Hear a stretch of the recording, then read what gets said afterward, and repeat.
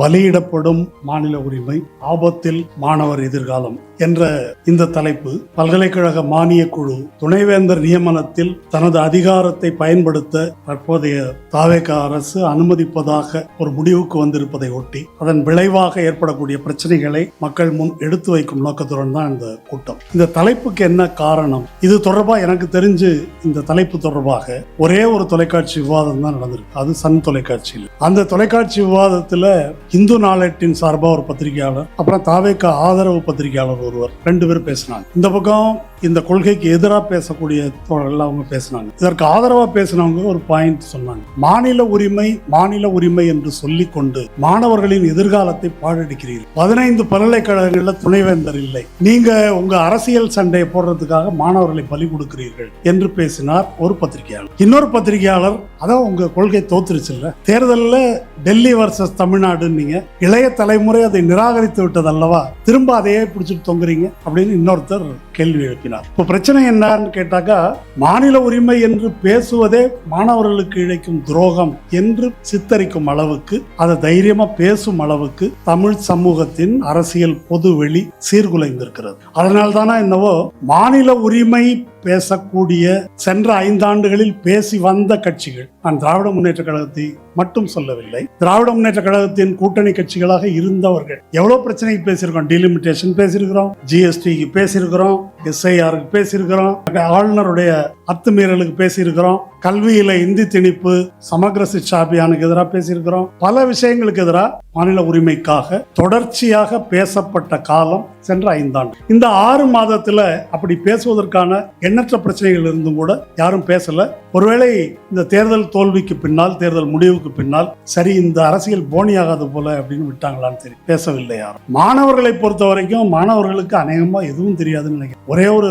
எஸ்எஃப்ஐனுடைய ஒரு அறிக்கை தவிர வேற எதையும் நான் இது தொடர்பாக பார்க்கவில்லை. தோழர் பிரின்ஸ் கஜேந்திர பாபு தொடர்ந்து பேசி வருகிறார். மற்றபடி யாரும் பேசாத போது மாணவர்களிடம் விழிப்புணர்வு இருப்பதற்கான வாய்ப்பு இல்லை. நேற்றைக்கு இன்றைக்கு நாளேடுகளில் ஒரு செய்தியை நீங்கள் பார்த்திருக்கிறீங்களான்னு தெரியல. கேரளாவில் 3 பல்கலைக்கழக துணைவேந்தர்கள், அதாவது ஆளுநரால் நியமிக்கப்பட்ட 3 பல்கலைக்கழக துணைவேந்தர்கள் RSS நூற்றாண்டு விழா நிகழ்ச்சி, மோகன் பகவத் தலைமை தாங்கிய நிகழ்ச்சி, அதுல பங்கேற்றிருக்கிறார். அதை இப்ப இருக்கக்கூடிய முதல்வர் சதீசன் கண்டிச்சு அதற்கு அவர்கள் மன்னிப்பு கேட்க வேண்டும் சொல்லியிருக்கிறார். அவங்க ஒன்றும் மன்னிப்பு கேட்க போறது இல்லைன்னு முதல்வர் சதீசன் சாஃப்ட் இந்துத்துவா பேச தொடங்கிவிட்டார். காங்கிரஸ் கட்சியை சேர்ந்தவர்கள் வலதுசாரிகளை, குறிப்பா சாவர்கரை துதிபாடி பேசுகிறார்கள் அப்படின்னு CPM பொதுச் செயலாளர் பேபி அவர் இவங்களை விமர்சனம் பண்ணியிருக்கார். இப்போ இது ஒரு நிலைமை. தமிழ்நாட்டை பொறுத்த வரைக்கும் என்ன நிலைமை?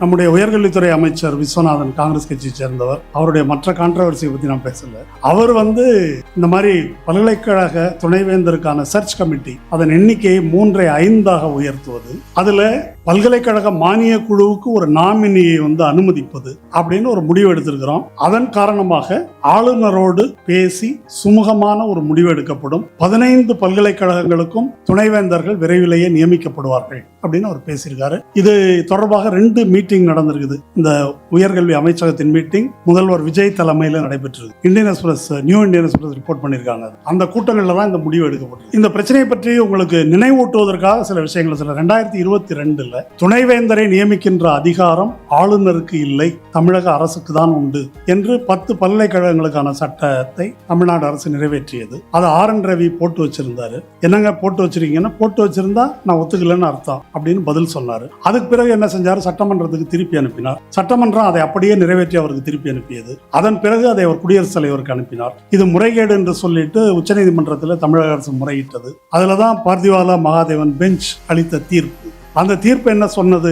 அப்படி வரம்பற்ற முறையில கிடப்பில் போட்டு வைப்பதற்கான அதிகாரம் ஆளுநருக்கும் கிடையாது, குடியரசுத் தலைவருக்கும் கிடையாது. குறிப்பிட்ட கால அளவிற்குள் 3 மாதம் இந்த எல்லைக்குள்ள அவர்கள் அதன் மீது முடிவெடுக்கவில்லை என்றால் அது ஏற்றுக்கொண்டதாக கருதப்படும் என்று சொல்லி, எனவே இந்த 10 மசோதாக்களும் ஏற்றுக்கொண்டதாக கருதப்படுகிறது என்று தீர்ப்பளித்தார். இந்த தீர்ப்பின் அடிப்படையில் தமிழ்நாடு அரசு ஒரு நியமன சட்டத்தை கொண்டு வரும்போது விடுமுறை காலத்தில் நீதிபதி GR சாமிநாதன் நீதிபதியாக இருந்த அமர்வில் வெங்கடாஜலபதி என்ற பிஜேபி கட்சியை சேர்ந்தவர் ஒரு பெட்டிஷன் போடுறாரு. இந்த தமிழ்நாடு அரசு கொண்டு வந்திருக்கிற இந்த சட்டம் இது UGC ரூல்ஸ் 7(3)க்கு எதிரானது, எனவே இதனை தடை விதிக்கணும், இடைக்கால தடை என்று கேட்டதற்கு தமிழக அரசு தரப்பிலிருந்து மூத்த வழக்கறிஞர் வில்சன், தலைமை வழக்கறிஞர் ராமன் இவங்கெல்லாம் வேண்டுகோள் விடுத்தும் கூட நாங்கள் டீட்டெயில்டா கவுண்டர் அஃபிடவிட் போடணும் என்று கேட்டும் கூட அதற்கு ஒரு அவகாசம் கொடுக்காமல் இடைக்கால தடை விதித்தார். மறுபடியும் உச்சநீதிமன்றத்துக்கு போனது தமிழ்நாடு அரசு.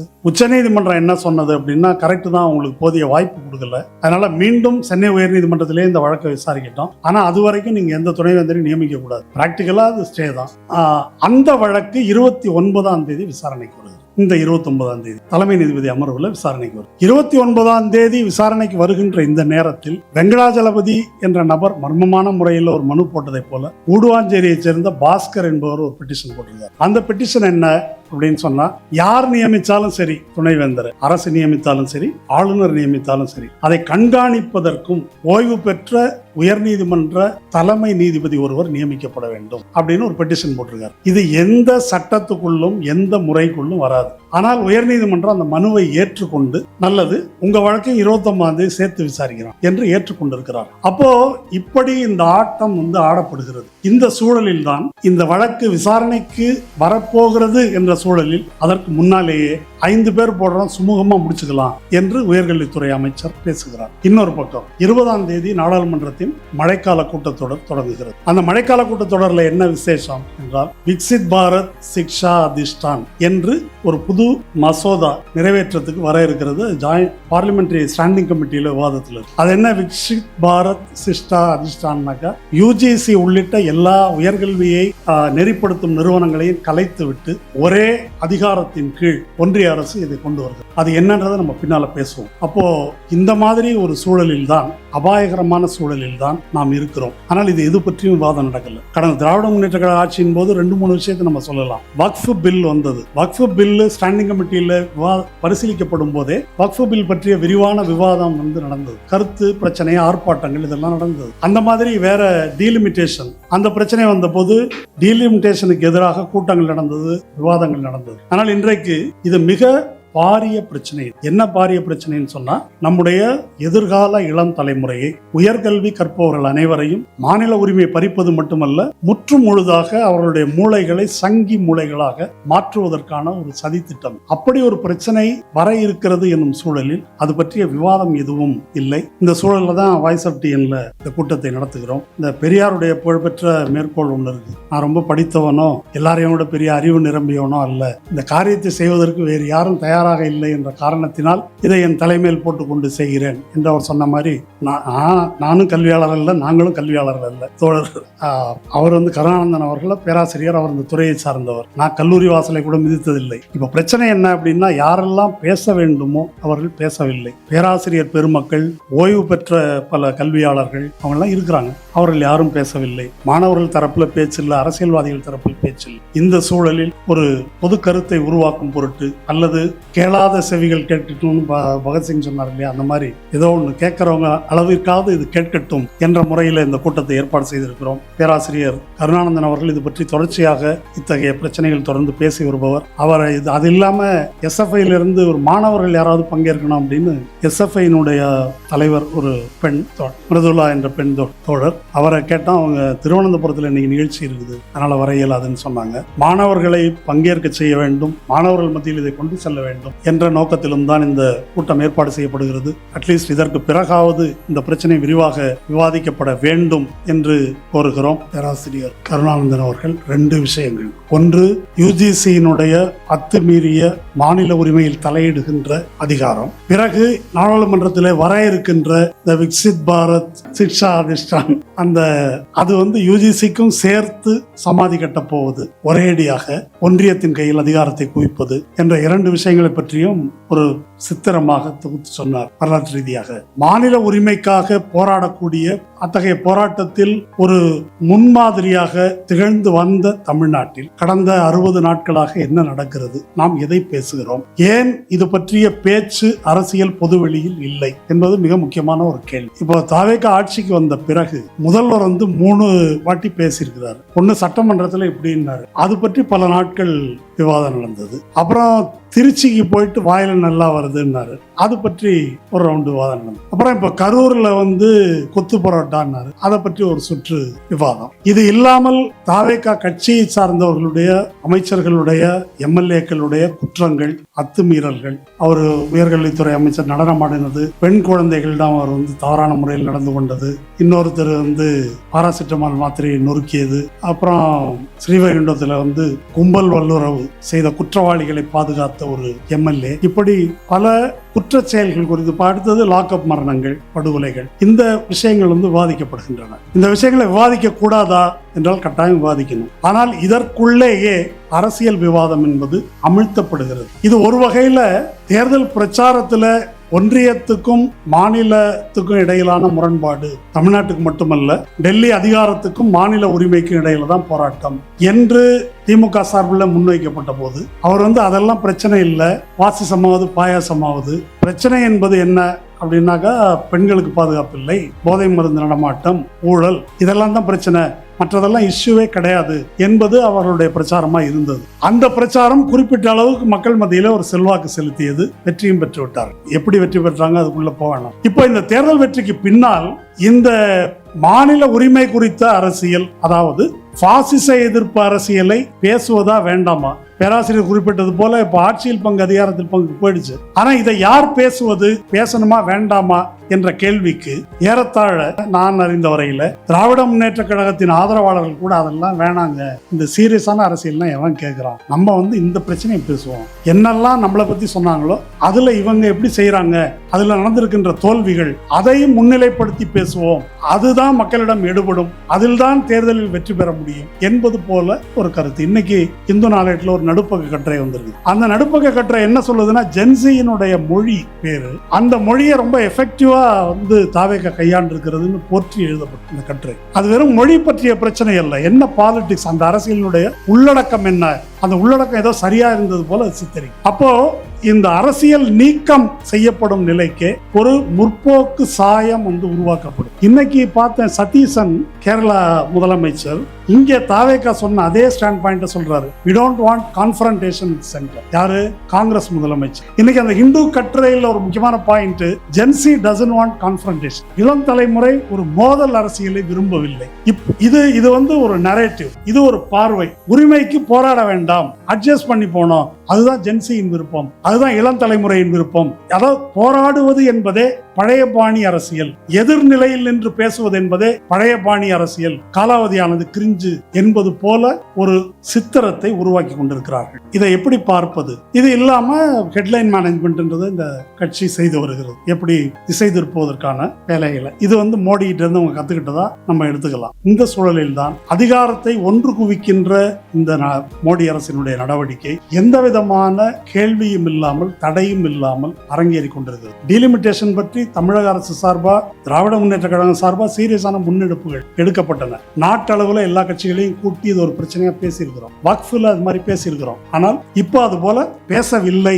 இந்த ஒன்றியத்துல அதிகாரத்தை குவிப்பது என்பது அப்படி போகுது. ஏன் ஒன்றியத்தில் அதிகாரத்தை குவிக்கிறார்கள்? பேராசிரியர் சொல்லும் போது இந்த அதிகார வர்க்கம், யூஜிசியில் அமர்ந்திருக்கக்கூடிய ஆதிக்க சாதிகளை சேர்ந்த அதிகார வர்க்கத்தினுடைய இயல்பான சிந்தனை முறையே அப்படித்தான் இருக்குது, அதுல இருந்து இது வருது அப்படின்றது ஒரு பாயிண்ட் சொன்னார். ஆனா பிஜேபி ஏன் இதை செய்கிறது யோசித்து பார்த்தால், ஒரு 35 விழுக்காடு வாக்கு வாங்கி இருக்கிறாங்க. ஒரு இஸ்லாமிய எதிர்ப்பு, முஸ்லிம்கள் எதிர்ப்பு, இந்து மதவெறி அரசியல் அப்படின்றது ஒரு பாயிண்ட்ல ஒரு ஸ்டாச்சுரேஷன் பாயிண்ட் வந்துருச்சு. ஒரு 35 விழுக்காடு வாக்குக்கு மேல அது தாண்ட மாட்டேங்குது. அது ஓரளவு அவர்கள் நிலைநாட்டி இருக்கிறார்கள் எல்லா இடத்துலையும். அதுக்கு மேல அது கடந்து செல்ல மறுக்கிறது. இப்ப அதுக்கு மேல என்ன செய்வது? அது கருத்தியல் ரீதியாக ஒரு வெல்ஃபேர் ஸ்டேட், மக்கள் நல அரசு என்பதை முன்வைக்கக்கூடிய திராவிட மாடலா இருக்கட்டும் அல்லது சிபிஎம் கட்சியினுடைய அரசாக இருக்கட்டும், அதை கருத்தியல் ரீதியாக அவர்களால் மோதி முறியடிக்க முடியவில்லை வலதுசாரி அரசியலை வைத்துக்கொண்டு. அப்ப என்ன செய்ய வேண்டி இருக்குதுன்னாக்கா, அதிகாரத்தின் மூலமாக இதை நிலைநாட்ட வேண்டி இருக்கிறது. அதைத்தான் இந்த யூஜிசியில் அவர்களுடைய இந்த நடவடிக்கையா இருக்கட்டும், இப்போ வரக்கூடிய பிபிஎஸ்ஏ இருக்கு இல்லையா, அந்த புதிதாக வர இருக்கின்ற அந்த சட்டமாக இருக்கட்டும், அதைத்தான் அவர்கள் செய்ய விரும்புகிறார்கள். இந்த ஒன்றியத்தில் அதிகாரத்தை குவிப்பது என்பது அவர்களுடைய பார்வையில் ஒரு வாதத்துக்கு எடுத்துக்கொண்டால் அது நேர்மறையான விளைவுகளை எப்போதாவது ஏற்படுத்தி இருக்கிறதா, அப்படி ஏற்படுத்திய அனுபவம் இருக்கிறதா என்றால் கிடையாது. தமிழ்நாடு கிராஸ் என்ரோல்மெண்ட் ரேஷியோல அல்லது தமிழ்நாடு கேரளா போன்ற மாநிலங்கள் அடிப்படை கல்வி கட்டமைப்பை உருவாக்குவதில், கல்வி அறிவை பரப்புவதில் முன்னணியில் இருக்குது. ஒன்றிய அதிகாரம் என்பதை குவித்து வைத்துக் கொண்டிருக்கின்ற காங்கிரஸோ பாரதிய ஜனதா கட்சியோ அதை செய்யவில்லை. ஏன் இங்க நடந்தது, ஏன் அங்கே நடக்கவில்லை? ஒரே விதமான சட்டங்கள் தான் அமல்ல இருந்திருக்குது. அவங்க ஏன் செய்யல, இங்க ஏன் செய்தார்கள் என்றால் அதற்கு 3 காரணங்கள் சொல்லலாம். ஒன்னு, இதை செய்வதற்கான ஒரு சோஷியல் மூவ்மெண்ட், சமூக இயக்கம் இங்க இருந்தது. அது கேரளாவின் பொதுவுடைமையார் இயக்கமா இருக்கட்டும் அல்லது தமிழ்நாட்டில் திராவிட இயக்கமாக இருக்கட்டும், சமூக நீதியை முன்வைத்து போராடுகின்ற ஒரு நூற்றாண்டு பாரம்பரியம் உள்ள ஒரு இயக்கம் இருக்கு. அது ஒரு அரசியல் இயக்கமா வந்து சோஷியல் ஜஸ்டிஸ் என்பதை தன்னுடைய அரசியலாக முன்வைத்து அந்த திட்டங்களை நிறைவேற்றுகின்ற நிலைமை இங்க இருந்தது 67 பின்னால. இது 2வது. 3வது, இதை செய்யக்கூடிய அட்மினிஸ்ட்ரேஷன் இந்த இடங்கள்ல, நிர்வாகம், இது 3மே அவர்களிடம் இல்லை அப்படின்றதுதான் வந்து பிரச்சனை. இதை சரி செய்வதற்குத்தான், இதை தாண்டிய தன்னை நிலைநாட்டிக் கொள்வதற்குத்தான் இதை வந்து இந்த சட்டங்களை யூஜிசி அதிகாரத்தை குவிப்பதையோ மற்றதையோ வந்து அவங்க செய்யறாங்க. இந்த விஷயங்கள் குறித்து பேசாமல் இருப்பதற்கு தான் இந்த அரசியல் நீக்கம் என்பது செய்யப்படுகிறது. இந்த அரசியல் நீக்கம் என்பது பிஜேபி பாலிடிக்ஸ் இங்கே காலூன்றுவதற்கு ரொம்ப வாட்டமானது. அண்ணாமலையை வந்து ப்ரொஜெக்ட் பண்றதுன்றதுக்கு அர்த்தம் இல்லாமல் அது அடுத்தது இந்த அரசியலை கொண்டு வருவதற்கானது. அவரு நான் கான்ஃபரன்டேஷனிஸ்ட் பாலிடிக்ஸ் தான் பேசுறாரு. நான் திமுகவை திட்டமாட்டாரு, அண்ணா திமுக திட்டமாட்டாரு, தாவேகாவை பத்தி ஒரு வருஷம் பேச மாட்டாரு. ரொம்ப டீசன்ட் பொலிட்டிஷியன். அப்படிதான் வந்து தன்னை வந்து பிரசன்ட் பண்ணிக்கிறாரு அவர். இவங்களுக்கு கான்ஃபரன்டேஷன் கிடையாது. அப்ப என்னதான் அரசியல்ல நடக்குது அப்படின்னா எதுவும் பேச வேணாம். அப்படி எதுவும் பேசாத நிலைதான் அவர்கள் காலூன்றுவதற்கான, அவர்கள் இந்த அரசியலை கடைவிரிப்பதற்கான ஒரு சூழல். ஏனென்றால் தமிழ்நாட்டில் வலதுசாரி அரசியல் அல்லது இந்துத்துவ அரசியல், திராவிட இயக்க அரசியலை கான்ஃபரண்ட் பண்ணி எதிர்த்து நின்று வெல்ல முடியவில்லை இதுவரைக்கும், இத்தனை நாள் நடந்ததுல. அப்போ அவர்களுக்கு கிடைக்க இருக்கக்கூடிய மாற்று என்பது என்ன அப்படின்னா அரசியல் நீக்கம் செய்வது. அந்த அரசியல் நீக்கம் செய்வதுதான் இந்த தேர்தல் முடிவு. தேர்தல் முடிவுக்கு பின்னால் இப்பொழுது நடந்து கொண்டிருப்பதும் கூட அதுதான். அப்போ அந்த அரசியல் நீக்கம் செய்யப்பட்ட சூழலில் தோற்றவர்கள் அல்லது இந்த சூழ்நிலை தவறாக புரிந்து கொண்டிருப்பவர்கள் இதெல்லாம் பேசாம இருக்கிறது தான் தீர்வு, இதை பேசினா யாரும் கேட்க மாட்டாங்க, இதை பேசுவதே வீண் வேலை என்பது போல சிந்திக்க தொடங்குகிறார்கள் என்பதுதான் மிகப்பெரிய ஆபத்து. இப்ப இளம் தலைமுறைக்கு எப்படி கொண்டு செல்வது அப்படின்னு யோசிக்கிறது வேற. ஒரு அரசியல் கட்சியோ அரசியல் இயக்கமோ மக்களுக்கு விழிப்புணர்வை ஏற்படுத்தும் விதத்தில் வேலை செய்யணும். மக்கள் எப்படி இருக்கிறார்களோ அதற்கு தக்க நாம் இறங்கி செல்வோம், அதற்கு தகுந்த மாதிரி மாறிக்கொள்ளும், அப்பதான் ஓட்டு விழும் என்பது அல்ல நம்முடைய வேலை. அப்போ ஓட்டு விழாது, அப்போ அது நடக்காது. அப்போ அந்த காரியத்திலிருந்து பின்வாங்குவதற்கு, அதுல அவநம்பிக்கை ஏற்படுத்துகின்ற ஒரு சூழல் திட்டமிட்டு பரப்பப்படுகிறது என்பதால் இதை வந்து இந்த விஷயத்தை பத்தி நம்ம பேசுவதற்கு முன்னால இதை திரும்ப திரும்ப நாம் வந்து மனதில் வந்து தெளிவுபடுத்திக்கணும். இந்த யுஜிசி விவகாரம் பற்றி குறிப்பாக திராவிட முன்னேற்ற கழக அரசு அமைத்த ஒன்றிய மாநில உறவுகள் குறித்து ஒரு குழு ஒன்று போட்டாங்க, ஜஸ்டிஸ் குரியன் ஜோசப் தலைமையிலான குழு. அதனுடைய உறுப்பினரான அசோக் வர்தன் செட்டி அவர் வந்து சமீபத்திய ஃப்ரண்ட்லைன் நாளேட்டில் இதை பத்தி ஒரு நீண்ட கட்டுரை எழுதியிருக்காரு. அது இல்லாமல் டிடி நெக்ஸ்ட் என்ற இதுல வந்து தொடர்ந்து ஒரு தொடர் கட்டுரையாக ஃபெடரலிசம் இந்த கொஸ்டின்ஸ் எல்லாம் பத்தி தொடர்ந்து எழுதுகிறார். அதுல இதை பற்றி அவர் விரிவாக இந்த இஷ்யூவை பற்றி அவர் கையாண்டிருக்கிறார். இந்த யூஜிசி என்பது பேராசிரியர் கருணானந்தன் சொன்னது போல 56 தான் இதை வந்து உருவாக்குறாங்க. அவசர நிலை காலத்தில் கல்வி கன்கரண்ட் லிஸ்டுக்கு, ஒத்திசைவு பட்டியலுக்கு கொண்டு வரப்படும் வரை அப்படிதான் இருக்குது பொதுவில். இந்த காலகட்டத்தில் என்ன தவறா ஆயிடுச்சு, அதுக்கப்புறம் இவர்கள் என்ன முன்னேற்றத்தை காட்டுகிறார், எதற்காக இந்த மாற்றம் அப்படின்னு அவங்க சொல்லியிருக்கிறாங்களா என்பதுதான் கேள்வி. அப்படி ஒரு விளக்கத்தை ஆதாரங்களோடு தரவுகளோடு அவர்கள் விளக்கியதில்லை. 2018 தான் யூஜிசி ரூல் 7(3) என்ற திருத்தத்தை கொண்டு வருகிறார்கள். அதை எடப்பாடியே வந்து ஏற்றுக்கொள்ளவில்லை. எடப்பாடியே ஏற்றுக்கொள்ளாததைத்தான் இன்றைக்கு வந்து தாவேகா அரசு ஏற்றுக்கொண்டிருக்கிறது. இது ஏன் சட்ட விரோதமானது என்பதற்கு நம்ம அந்த ஒன்றிய மாநில உறவுகள் குறித்த அந்த ஆய்வு குழு அவங்க அதை விளக்கி சொல்றாங்க. மத்திய பட்டியலில் இருப்பது, ஒன்றிய பட்டியலில் இருப்பது எது என்பதற்கு அரசமைப்பு சட்டத்தில் ஒரு வரையறை இருக்கு. ஆர்டிகிள் 254(2) என்பது மாநில பட்டியல் பற்றி சொல்லுது. மாநில சட்டமன்றம் ஒரு சட்டத்தை இயற்றினால், பல்கலைக்கழகம் ஒவ்வொன்றுக்கும் தனித்தனி சட்டம் தான், எல்லாத்துக்கும் சேர்த்து தமிழ்நாட்டில் ஒரு சட்டம் இல்லை. ஏன்னா அது பல்கலைக்கழகத்தினுடைய இண்டிபெண்டன்ஸுக்கானது. அப்படி தனித்தனி சட்டம் இருக்குது. இப்போ மாநில பட்டியலில் ஒரு சட்டம் இயற்றி அது குடியரசுத் குடியரசுத் தலைவரின் ஒப்புதலை பெற்றுவிட்டால் அதற்கு பிறகு ஒன்றிய அரசு அதுக்குள்ள தலையிட முடியாது என்பதுதான் ஆர்டிகல் 254 சப்செக்ஷன் 2. அது குடியரசுத் தலைவரின் அனுமதியை பெறக்கூடாது என்பதற்காக தான் RN ரவி போட்டு வச்சிருந்தார். அதுக்கு பிறகு திரௌபதி முர்மு போட்டு வச்சிருந்தது எதுக்குன்னாக்கா அது ஓகே கொடுத்துட்டாக்க அப்புறமா அதுக்குள்ள இவங்க வர முடியாது என்பதனால் அதை கிடப்பில் போடுவதன் மூலம் முடக்குவது என்ற காரியத்தை அவர்கள் செய்தார். அது செல்லத்தக்கதா என்றால் செல்லத்தக்கது இல்லை என்று உச்சநீதிமன்றம் சொல்லிடுச்சு. இது கான்ஸ்டிடியூஷனல் இல்லை. UGC ஆக்ட் என்று அவர்கள் உருவாக்கி இருக்கிற ஒன்றிய அரசு உருவாக்கி இருக்கக்கூடிய சட்டம், அந்த சட்டமே என்ன சொல்லுது அப்படின்னு சொன்னா coordination and determination of standards, ஒருங்கிணைப்பதும் தரத்தை நிர்ணயம் செய்வதும். இதற்கு மேல துணைவேந்தர் நியமனம் குறித்து அந்த ஆக்ட் எதுவும் சொல்லவில்லை. அது இல்லாமல் ஒன்றிய பட்டியலில் என்ட்ரி 44 அது பல்கலைக்கழகங்கள் தொடர்பான விஷயத்தில் ஒன்றியத்துக்கு அதிகாரம் கிடையாது என்று தெளிவுபடுத்துகிறது. இதெல்லாம் நம்ம இப்ப இந்த 29ஆம் தேதி வழக்கு வருது இல்லையா, இப்ப அந்த விவாதங்கள்லாம் வரும். அதை ஒட்டி நாம் தெரிந்து கொள்ள வேண்டிய விஷயங்கள். அப்ப UGC ஆக்ட்ல இல்லாத, சட்டத்தில் இல்லாத ஒரு விஷயத்தை சட்டத்துக்கு கீழ் உள்ள விதிமுறையில் கொண்டு வர முடியுமா? கான்ஸ்டிடியூஷன் இருக்குது, அதுக்கு பிறகு நாடாளுமன்றம் அல்லது சட்டமன்றம் இயற்றுகின்ற சட்டம் இருக்குது, அதற்கு பிறகு இயற்றப்பட்ட அந்த சட்டத்தின் அடிப்படையில் வகுக்கப்படுகின்ற விதிமுறைகள். இப்போ அந்த விதிமுறை மாநில அரசு இயற்றுகின்ற சட்டத்திற்கு மேல் செல்வாக்கு செலுத்த முடியுமா என்பதுதான் திரும்ப திரும்ப எழுப்பப்படுகின்ற கேள்வி. இந்த கேள்விக்கு நம்முடைய நீதிமன்றங்கள் இரண்டு விதமாக குழப்பமாக தீர்ப்புகளை அளித்திருக்கிறார்கள். ரெண்டு விதமான தீர்ப்பு இருக்கு. ஒன்னு, மாநில சட்டமன்றத்தின் அதிகாரத்தை UGC ரூல்ஸ் மீற முடியாது என்பது ஒரு பிரிவு. இன்னொரு பிரிவு தீர்ப்புகள் எப்படி சொல்றாங்கன்னா, அந்த UGC ரூல்ஸ் என்பது நாடாளுமன்றத்தின் முன் வைக்கப்பட்டு விட்டதால் அது ஒன்றியத்தின் சட்டமாக அது அப்படி கருதப்பட வேண்டும். அது ஏதோ கோயில்ல சாமி முன்னால வச்சா அது பிரசாதன்ற மாதிரி அப்படி முன் வைக்கப்படுவதற்கெல்லாம் அப்படி அதிகாரம் கிடையாது என்று மறுத்து மற்ற தீர்ப்புகள் சொல்லி இருக்கின்றன. இப்போ இப்படி முரண்பட்ட தீர்ப்புகள் சொல்லி இருப்பதை காட்டி ஓய்வு பெற்ற நீதிபதி AK ராஜன் அதை தெளிவுபடுத்தி இருக்கிறார். இதுல முரண்பாடெல்லாம் எதுவும் இல்லை. அரசமைப்பு சட்டத்தின்படி என்ட்ரி 32 என்பது மாநில பட்டியலில் என்ட்ரி 32 என்பது பல்கலைக்கழகங்கள் மீது மாநில அரசுக்குரிய அதிகாரத்தை பேசுகிறது. ஒன்றிய பட்டியலில் என்ட்ரி 44 என்பது ஒன்றிய அரசின் அதிகாரங்களை பேசுது, அதுல பல்கலைக்கழகம் கிடையாது. இது ரெண்டையும் சேர்த்து பார்த்தால் ஒன்றியத்துக்கு இதில் எந்த வேலையும் இல்லை என்று தெளிவாக தெரியும் அப்படின்னு விளக்குறார். இந்த சட்ட நுணுக்கங்களுக்குள்ள அதிகம் போக வேண்டாம். என்ன பிரச்சனைனாக்கா, அவர் அசோகவர்தன் செட்டி எழுதுறாரு, இவ்வளவு பிரச்சனை இருக்குது, முரண்பாடு இருக்குது, இது கான்ஸ்டிடியூஷனல் பெஞ்சுக்கு போய் ஒரு தீர்வு கண்டிருக்க வேண்டும். ஆனால் எந்த கட்சியும் இதை கான்ஸ்டிடியூஷனல் பெஞ்சுக்கு கொண்டு போய் தீர்வு காண்பதற்கான முயற்சியை எடுக்கவில்லை அப்படின்றத அவர் சுட்டி காட்டுறாரு. இது ஒரு உண்மை. இது அப்படியே கிடப்பில போடப்பட்டது. இப்போ அது இந்த இடத்துல நிற்குது. இது மானிய குழு என்று சொல்லிக் கொள்வதற்கான அருகதை இருக்கா? அதுக்கு பேர் மானிய குழுன்னு சொல்றாங்களே. முக்கியமான டேட்டா ஒன்று அவர் சொல்றாரு. 2014-15 இந்த பல்கலைக்கழக மானிய குழுவுக்காக ஒதுக்கப்பட்ட தொகை 8,905 கோடி ரூபாய். 2014-15 மோடி அப்பதான் வர்றாரு. அந்த 8,905 கோடி ரூபாயில் பல்கலைக்கழகங்கள் ரெண்டு விதம். சென்ட்ரல் யூனிவர்சிட்டி, மாநிலங்களுடைய ஆளுகையின் கீழ் இருக்கிற பல்கலைக்கழகங்கள். இந்த 8,905 மாநிலங்களுக்கு வந்தது 1,185 கோடி. அதாவது இதுல 13 விழுக்காடு தான் மாநிலங்களுக்கு, 87 விழுக்காடு சென்ட்ரல் யூனிவர்சிட்டிக்கு தான் போயிருக்கு. இந்த 13 விழுக்காட்டை நம்ம எல்லாருக்கும் பிரிச்சு எல்லா மாநிலங்களுக்கும் இந்த 1,185 இதான் இவங்க கொடுக்குற மானியம். சரி, இது 2014-15 2025-26 இந்த 8,905 கோடி ரூபாய் என்பது 3,336 கோடி ரூபாயாக குறையும். 1/3 வந்துருச்சு. அதுல மாநிலங்களுக்கு வழங்கப்படுவது 62 கோடி, அதாவது 2%. 62 கோடி தமிழ்நாட்டுக்கு இல்ல, எல்லா ஸ்டேட்டுக்கும் சேர்த்து. இது ஒரு மானிய குழு.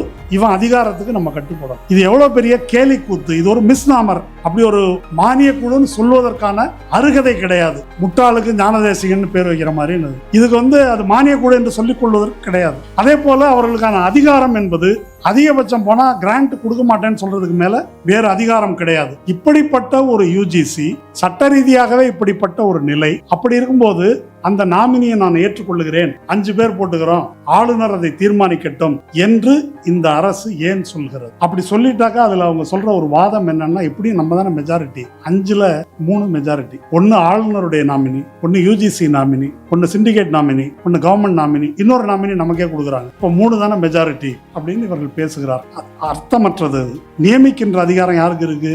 ஆளுநருக்கு தான். அப்போ இந்த பல்கலைக்கழக துணைவேந்தரை, ரொம்ப தரமான ஒரு துணைவேந்தரை நியமிக்கின்ற அதிகாரம் பொருந்திய ஆளுநர் இருக்காருல்ல, அவருடைய தகுதி என்னன்னாக்கா 35 வயசாயிருக்கணும், இந்திய குடிமகனாக இருக்கும். அதுக்கு மேல எந்த அருகதையும் எந்த கல்வி தகுதியும் கவர்னருக்கு வேண்டும் என்று அரசமைப்பு சட்டம் சொல்லல. கை நாட்டா இருந்தா கூட ஓகே தான். அவர் துணைவேந்தரை தீர்மானிக்கலாம். அப்போ இப்போ இன்னைக்கு துணைவேந்தர்கள் எப்படி நியமிக்கப்படுகிறார்கள் நமக்கு தெரியும். கேரளாவுடைய உதாரணத்தை நான் சொன்னேன். துணைவேந்தரால் ஆளுநரால் நியமிக்கப்பட்ட துணைவேந்தர்கள் 3 பேர் மோகன் பகவத் பங்கேற்ற RSS நூற்றாண்டு விழாவில் பங்கேற்றிருக்கிறார். அப்ப ஆளுநரால் எந்த துணைவேந்தர், எப்படிப்பட்ட துணைவேந்தர் நியமிக்கப்படுவார் என்பதற்கு அதிகம் விளக்கம் தேவையில்லை. அந்த துணைவேந்தர் என்ன மாதிரி ஆசிரியர்களை, என்ன மாதிரி ஊழியர்களை கொண்டு வருவார், என்ன மாதிரியான பாடத்திட்டம் வரும் என்பதெல்லாம் நம்ம சொல்ல தேவையில்லை. அப்படி துணைவேந்தரையே நியமிக்கலாம்னா அப்புறம் செனட், சிண்டிகேட் எல்லாத்தையும் தலையிடுவார். எல்லாவற்றிலும் அவர்கள் தலையிட முடியும் என்பதுதான் நிலை. இப்ப இந்த நிலைக்கு ஏற்றுக்கொள்வதை நோக்கித்தான் தற்போது தாவேக அரசு கொண்டு வர இருக்கின்ற இந்த சட்ட திருத்தம் வழிவகுது. இதை பற்றி ஏன் அதிகம் பேசணும்னா, இப்ப கூட்டணி கட்சியும் கொஞ்சம் பேர் போயிருக்கிறாங்க. இவங்க எல்லாம் இந்த கேபினெட்ல இதுவரைக்கும் யாரும் பேசலைங்க. நான் சொல்வது போல SFI ஒரு அறிக்கை விட்டுருக்கிறாங்க. இதுவரைக்கும் ஒருவேளை தவறானது திருத்தலாம். CPI, CPM, VCK, இந்த விஸ்வநாதன் இப்படி பேசியிருக்கிறாரு. அதை கண்டித்து யாருமே பேச, அதை எதிர்த்து யாரும் பேசல என்றால் இன்னைக்கு செய்தி என்னன்னா, CPIயும் கேபினெட்ல பங்கேற்க போகுது அப்படின்ற மாதிரி ஒரு செய்தி உலாவது. அது எவ்வளவு உண்மைன்னு தெரியல. அப்போ இவர்கள் எதுவுமே பேசல அப்படின்னா என்ன செய்ய நினைக்கிறார்கள்? இத்தனையும் செய்துவிட்டு இது மாநில நலன் வர்சஸ் மாணவர் நலன் என்று ஒரு சித்திரத்தை, ஒரு விவாதத்தை கொண்டு வர்றாங்க. அப்போ இதுவரைக்கும் தமிழ்நாடு அடைந்திருக்கின்ற முன்னேற்றம் என்பதெல்லாம் மாநில உரிமையின் காரணமாக மாநில அரசு, தேர்ந்தெடுக்கப்பட்ட ஒரு மாநில அரசு ஒரு கொள்கையை அமல்படுத்த முடிந்த காரணத்தினாலதான் இந்த நம்ம லிட்ரஸியில மேல இருக்கிறதோ, கிராஸ் என்ரோல்மெண்ட் ரேஷியோவோ, ஸ்டெம் கிராஜுவேட்ஸ் அதிகம் இருக்கிறதோ, அல்லது மருத்துவர்கள் அதிகம் இருக்கிறதோ,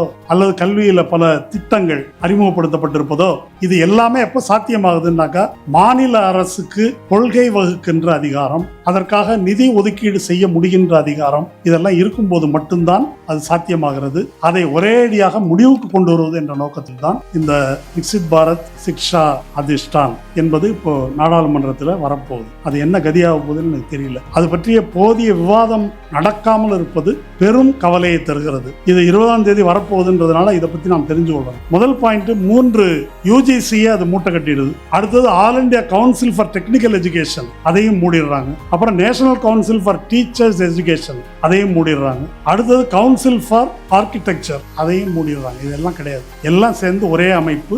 அது இந்த VBSA இந்த அமைப்பு. இதுல ஏற்கனவே UGCல 12 உறுப்பினர்கள்ல 10 பேர் அகாடமிக்ஸ், அரசால் நியமிக்கப்பட்டவர்களா இருந்தாலும் 2 பேர் அதிகாரிகள். இப்ப 5 பேர் அதிகாரிகள், 7 பேர் கல்வியாளர் மாற்றத்துல. அது இல்லாம மெம்பர் செக்ரட்டரி தலைவர். கிளாஸ் 47 என்ன சொல்லுதுன்னா, அந்த bill empowers the center to overrule the commission. ஒரு கமிஷன் நியமிக்கிறாங்க. ஆனால் ஒன்றிய அரசு இவங்க எடுக்கிற முடிவை ஓவர் ரூல் பண்ண முடியும். இந்த முடிவு சரியில்லை என்று மோடி அரசு கருதினால் அதை ஓவர் ரூல் பண்ணலாம். அடுத்து class 24 allows government to remove members, chairman யாரா இருந்தாலும் 24ல யாரை வேணா எப்ப வேணா நீக்கலாம். இவ்வளவுதான் அதனுடைய இறையாண்மை. அதுக்கு அடுத்தது VCயை பற்றி அது என்ன சொல்லுது? எனக்கு தெரிஞ்ச வரைக்கும் VC பற்றி அதுல எதுவும் சொல்லல. அது அந்த இடம் பிளாங்கா இருக்குது. ஆனால் அது எலிஜிபிலிட்டி, ஓவராலா இதை நிர்வாகம் செய்யக்கூடிய சூழல் பற்றி சொல்வதற்கு அதற்கு இருக்கின்ற அதிகாரம், இதையெல்லாம் வச்சு பார்க்கும்போது அவங்க சொல்லாத ஒரு ஆள் ஈஸியா வர முடியாது. VCக்கான தகுதியை அவங்க கொண்டு வந்துருவாங்க. அதிகாரம் என்பது இங்க இருக்கும். அதனால அவன் சொல்றவனை தவிர வேற யாரும் இங்க VCயா வர முடியாது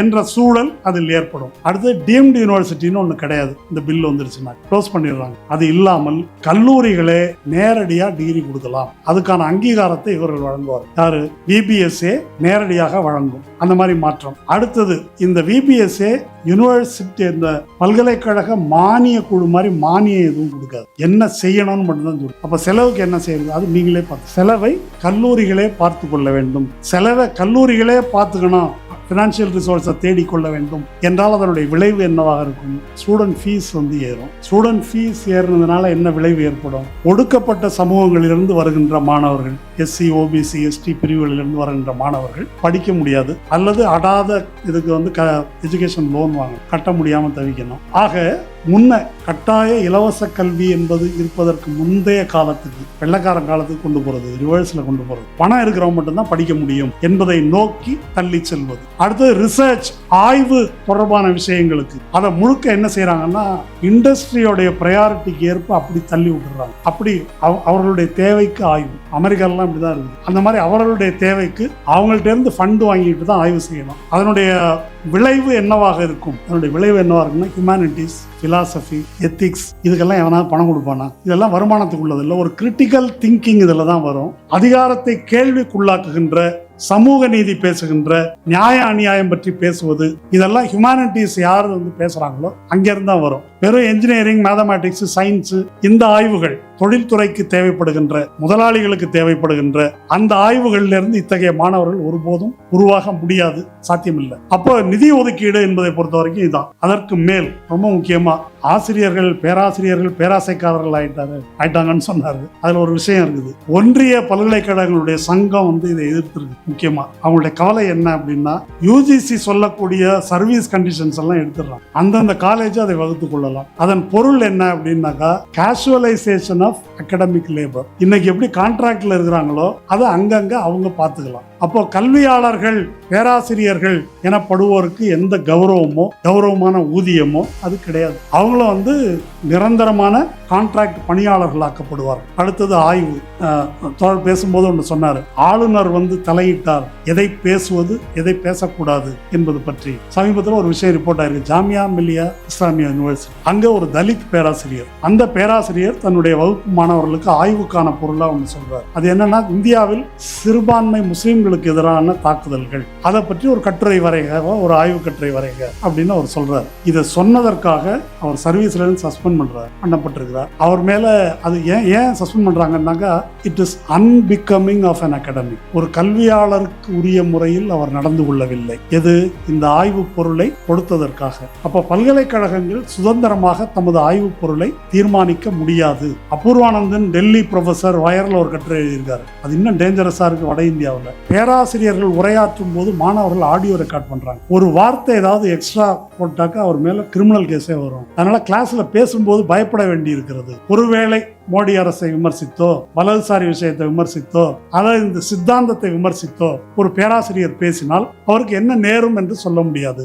ஆடியோ பதிவு பண்றாங்க, அதனால பேசும்போதே நாக்க உள்ள இழுக்குதுன்றார். இதெல்லாம் ஏற்கனவே நிலவுகின்ற சூழல். இப்போ இந்த பில் சட்டமாக மாறினால் நேரக்கூடியது என்ன என்பதை நாம் எல்லாரும் யோசிச்சுக்கலாம். எதிர்கால தலைமுறை எப்படி இருக்கும் என்பதை நம்ம யோசிச்சு பார்க்கலாம். ரெண்டாவது, யூஜிசி இப்போ ஏற்கனவே இந்த பிபிஎஸ்ஏ பில் வருவதற்கு முன்னாலேயே யூஜிசி தனக்கு கீழே இருக்கக்கூடிய பல்கலைக்கழகங்கள்ல ஒரு இந்தியன் நாலேஜ் சிஸ்டம் என்ற அதன் அடிப்படையில் ஆய்வு பொருள்கள், பாடத்திட்டங்கள் இதையெல்லாம் அறிமுகப்படுத்தி கல்வி காவிமயமாதல் பற்றி தோழர் சொன்னார். சில ஆண்டுகளுக்கு முன்னால அரவிந்தன் நீலகண்டன் என்று வலதுசாரி சிந்தனையாளர் சொல்லலாம், அவரை சொல்லிடலாம், சிந்தனையாளர் ஒருத்தர் ஒரு நூல் எழுதினார், இந்திய அறிதல் முறை அப்படின்னு சொல்லி. அறிதல் முறையிலேயே இந்திய அறிதல் முறைன்னு ஒண்ணு இருக்குது அப்படின்னு சொல்லி ஒரு நூல் வெளியிட்டாரு. அதுக்கு மத்திய அமைச்சர்கள்லாம் வந்திருந்தாங்க, ஒன்றிய அமைச்சர்கள்லாம். இப்போ இது இந்தியன் நாலேஜ் சிஸ்டம் அப்படின்னா என்ன, இந்தியன் நாலேஜ் சிஸ்டம் அப்படின்னு ஒண்ணு இருக்குதா அப்படின்னா என்ன என்பதற்கு எந்த விளக்கமும் சொல்லப்படவில்லை. ஆனா இதற்கு கீழே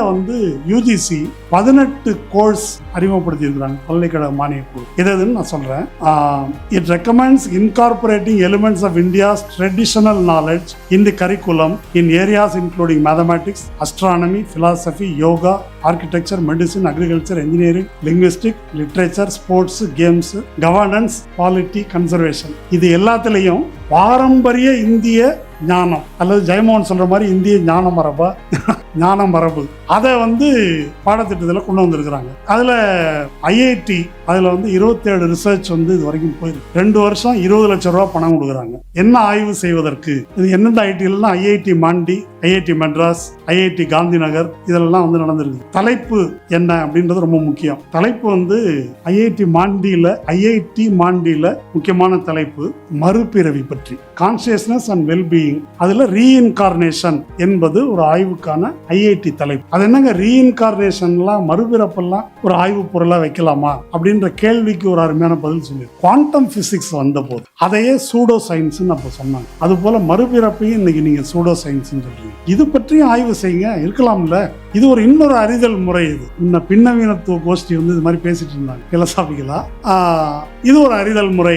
இது ஐஐடியில் நடக்கிற ஆய்வு. அடுத்து யூஜிசி அண்டர் கிராஜுவேட் கோர்ஸ்ல நாரத புராணத்தில் இருக்கக்கூடிய கணிதம் மற்றும் ஜாமெட்ரி, இது யூஜிசி கோர்ஸுக்கு இது. அடுத்தது அதே யூஜிசி கோர்ஸுக்கு பஞ்சாங்கம், அதாவது இந்தியன் கேலண்டர். வெறும் பஞ்சாங்கம் மட்டும் இல்லை, அன்னைக்கு எப்படி எல்லாம் கணிச்சாங்க அது மட்டும் இல்லை, நல்ல நேரம் குறிப்பது பற்றி ஆஸ்பீஷியஸ் டைம் குறிப்பது அது இருக்குது. அடுத்து கெமிஸ்ட்ரி கரிக்குலம். அது எப்படி தொடங்குதுன்னா சரஸ்வதி வந்தனத்தோட தொடங்கும். சரஸ்வதிக்கும் கெமிஸ்ட்ரிக்கும் என்ன தொடங்கும் தெரியல, அது சரஸ்வதி வந்தனத்தோட தொடங்கும். பிறகு கௌட்டில்யரின் அர்த்த சாஸ்திரம், பகவத்கீதை, இதெல்லாம் lessons of leadership, be the லீடர்ஸுக்கு பயன்படும் நினைக்கிறேன்.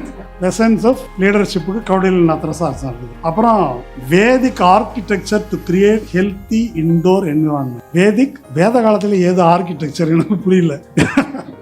பர்ணசாலை தான், ஓலை குடிசைகள் தான். இப்போ என்ன வேதிக் ஆர்கிடெக்சர் அது எதுக்குன்னாக்கா இது மாதிரி வெல்பீயிங்க்கு, ஹெல்த்தி என்விரான்மெண்ட். அடுத்தது தற்கொலை எண்ணத்தை தடுப்பதற்கு வேதிக் சொல்யூஷன், அதை தடுப்பதற்கு வேதத்துல சொல்லி இருக்கக்கூடிய தீர்வுகள். இதோட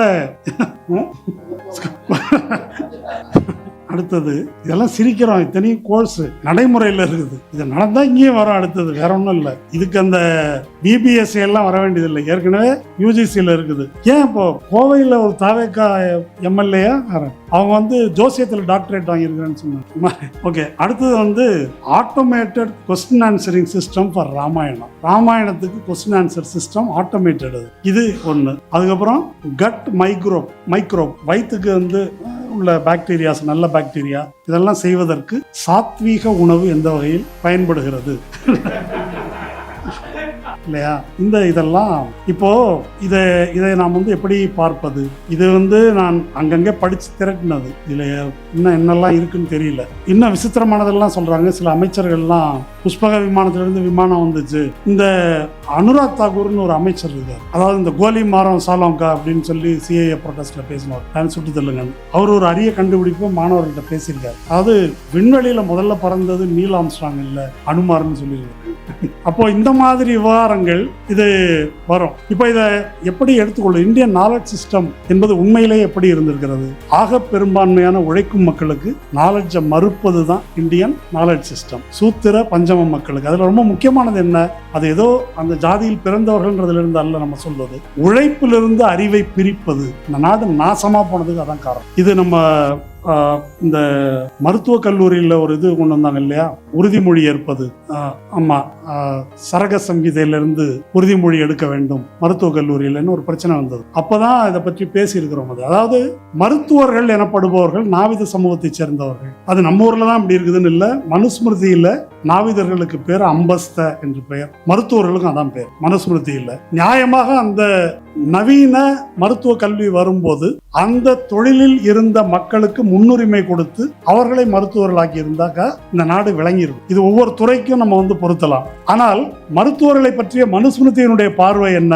மருத்துவன் கையால் சோறு திங்கிறதும் தொழு நோயாளி கையால் சோறு தின்பதும் ஒன்று. மருத்துவன் தொட்டாக்க 3 வாட்டி குளிக்கணும்னு இருக்கு. இதுதான் மருத்துவர்களை பற்றிய மனுஸ்மிருதியின் பார்வை. இது ஒரு சான்று. பார்ப்பனர்கள் ஏற்கலப்பை தொடக்கூடாது, இதெல்லாம் இருக்கு இல்லையா, அது போல.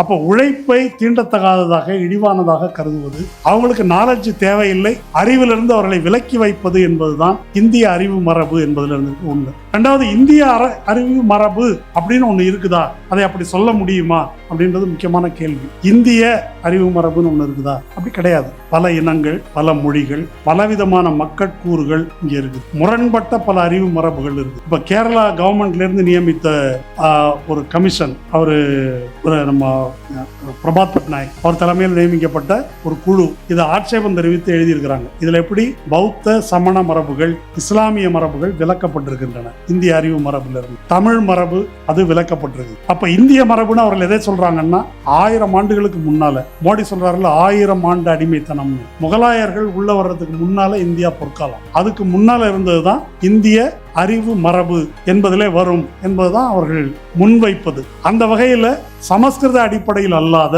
பார்ப்பனிய அடிப்படையில் இல்லாத எதுவும் இந்திய அறிவு மரபு என்பதில் அவர்கள் சேர்க்கவில்லை என்பது ரொம்ப முக்கியமானது. இப்ப இதெல்லாம் பாடத்திட்டத்தில் கொண்டு வரும்போது ஒரு என்ன விளைவு ஏற்படுது? ரொம்ப முக்கியமான ஒரு பிரச்சனை இதுல என்ன அப்படின்னாக்கா, சயின்ஸையும் சூடோ சயின்ஸையும் ஒன்னாக்குறாங்க. இது முக்கியமான பிரச்சனை. சூடோ சயின்ஸ்னா என்ன? இது RSS காரங்க தான் செய்யறாங்கன்னு இல்லை, முன்னோரெல்லாம் மூடர்கள் அல்லன்னு ஒரு குரூப் இருக்குல்ல, அந்த குரூப் ஏற்கனவே அந்த காரியத்தை செஞ்சுட்டு இருக்கிறாங்க. நம்மளே டெலிவரி பார்க்கலாம், நம்மளே அதை பண்ணலாம், ஜோசியத்தில் கேன்சரை குணப்படுத்தலாம், இந்த மாதிரி பலது இருக்கு இல்லையா. இல்லையா, அந்த மாதிரி ஒரு இங்க தமிழ்நாட்டிலே இருக்குது அந்த மாதிரி செட்டு. அப்போ இந்த சூடோ சயின்ஸையும் சயின்ஸையும் ஒன்றாக்குகிறார். இரண்டாவது, சுதந்திரமான சிந்தனை என்பது இதன் மூலமாக தடுக்கப்படுகிறது. என்ன சிந்திக்கணும் அப்படின்றத அவங்க டிசைட் பண்றாங்க. அடுத்தது கேரளா மினிஸ்டர் ஒருத்தவங்க எழுதியிருக்கிறாங்க, ராமராஜ்யம் இருக்கு இல்லையா, அதை எதோட கம்பேர் பண்றாங்கன்னாக்கா இப்போ கார்பரேட் சோசியல் ரெஸ்பான்சிபிலிட்டியோட கம்பேர் பண்றாங்க. ராமராஜ்யத்தை அரசுக்கு அது எப்படி இருக்கணும், அதோட கண்டினியூவேஷன் தான் இந்த கான்செப்ட் என்று அதை நிறுவுகிறார். அடுத்தது ஒரு மைத்தாலஜி, இப்ப நம்ம பேசணும் இல்லையா, அனுமார் பறக்கிறாரு, விமானம் பறக்குது, இந்த மித்தையும் சயின்ஸையும் இணைப்பு. நம்ம உடம்புல 8 சக்கரமோ 10 சக்கரமோ இருக்குது, அப்புறம் குண்டலினி இருக்குது, இதெல்லாம் ஒரு ஆள் அறுத்து பார்த்துருக்குறான், உள்ள எங்க இருக்குது சக்கரம், பாடி குணத்தை தான் அறுத்து பார்த்துருக்குறோம். அதையும் இப்ப நவீன விஞ்ஞானத்தையும் ஒன்றுபடுத்துவது, வரலாற்றில் பித்தலாட்டம் செய்வது. வரலாற்று பித்தலாட்டம் எந்த அளவு பித்தலாட்டம் அப்படின்னா, இந்திய விடுதலை போராட்டம் பற்றி சாவர்கருடைய புத்தகம் என்ன அது சேர்க்கப்பட்டிருக்குது. அதுல முகலாயர்களுடைய பங்களிப்பு விளக்கப்பட்டிருக்கு. இப்போ அக்பர் காலத்திலேயே அவர் இதுல சான்ஸ்கிரிட்ல இருந்த பாஸ்கராச்சாரியாவுடைய லீலாவதி என்ற நூலை ஒரு கணித நூல், அதை அரபிக்ல மொழிபெயர்க்கிறார். இந்தியாவினுடைய முதல் எழுதப்பட்ட வரலாறு அல்பெருனி. அவர் பெரிய சான்ஸ்கிரிட் ஸ்காலர், கஜினி முகமது அவையில் இருந்தவர். கஜினி முகமது வேற காரணத்துக்கு தான் நமக்கு தெரியும். அவர் இந்தியா முழுவதும் சுற்றுப்பயணம் செய்து அன்றைய இந்தியாவின் வரலாற்றை தொகுத்திருக்கிறார். இப்ப இவங்களுடைய இந்த கான்ட்ரிபியூஷன் ஒரு பெரிய பட்டியல் இருக்கு. அவுரங்கசீபுடைய தம்பி தாராஷிகோ தான் கீதை உள்ளிட்ட நூல்களை ஏற்கனவே வெள்ளக்காரனுக்கு முன்னால பர்ஷியன்ல அரபிக்ல மொழிபெயர்த்தவர். இந்த மாதிரி அவங்களுடைய கான்ட்ரிபியூஷன் எல்லாமே அதுல இருட்டடிப்பு செய்யப்பட்டிருக்கு. அதே போல பக்தி இயக்கம், சாதி மறுப்பு இயக்கம், அம்பேத்கர்ல இருந்து பெரியார்ல இருந்து அது எல்லாமே இதுல இருந்து ஒதுக்கப்படுது. இது எல்லாம் பட்டியல் போட்டு போலாம். இது எல்லாம் சேர்ந்து ஒரு மெசேஜ் நமக்கு சொல்லுது. பல்கலைக்கழகங்கள் என்பது சுதந்திரமாக சிந்திப்பதற்கான தளமாக இருக்கணும். அதற்குரிய சுதந்திரம் அதற்கு வழங்கப்பட வேண்டும். இப்ப இந்த மாற்றங்கள் எதை கொண்டு வருது அப்படின்னாக்கா, சுதந்திரமா சிந்திப்பது என்பதற்கு பதிலாக இவர்கள் சொல்லக்கூடிய ஒரு இந்து